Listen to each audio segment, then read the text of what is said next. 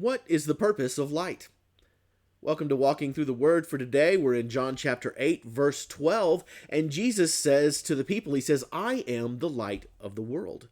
What exactly is the purpose of light? If Jesus is going to use this analogy and say that he is the light, what do we see light as?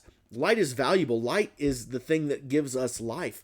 We recognize this because of what the sun does for us. The sun, not only does it provide the ability for us to see, it provides necessary warmth, so that we don't freeze to death. It provides nutrients into the air, vitamin D and those kind of things to keep us healthy and to help plants grow, which then produce oxygen. In other words, with no light, there is no life.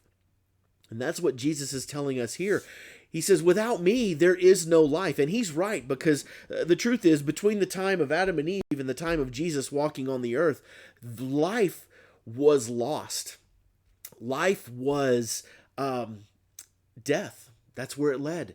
We didn't have the nourishment, the warmth, the things that we needed, the nutrients that we needed to continue to go on living eternally. So when Jesus came and said, I'm the light of the world, he was saying, I am the nutrients. I am the warmth on your face. I am the revealer of all things, the shiner of light in the dark places, but I am here to give you the complete life that you have been so desperately needing. And so whoever walks with me will never walk in darkness, but will have the light of life. Now, if you've ever had to walk around in the dark, you know that there are times when you really desperately need a flashlight. I don't know if I've told this in these videos before, but I remember one time I had an opportunity to go visit the Cave of the Winds in Colorado Springs, and I took one of those lantern tours. And there was one point, though, when they had us turn off all of the lantern lights, and we stood in a cavern. I had never understood true darkness until I was in that space, and I couldn't even see when I would touch my hand even to my nose, and when I would pull it away, I could not see anything. It was completely gone. Nothing. Interestingly enough, though, I was wearing a watch, and my watch glued up, lit up, I don't know. Anyway, suddenly that small little light, that little pinpoint light was as bright as could be. It was in many ways as bright as the sun.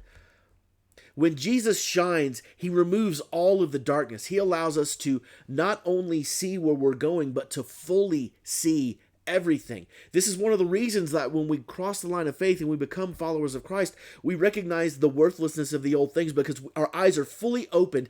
Everything is revealed, including the value of the things in this world. And what we think is valuable isn't really worth anything. When Jesus allows us to fully see by him being the light of the world, we recognize that not only will we never walk in darkness again, but we never want to walk in darkness again.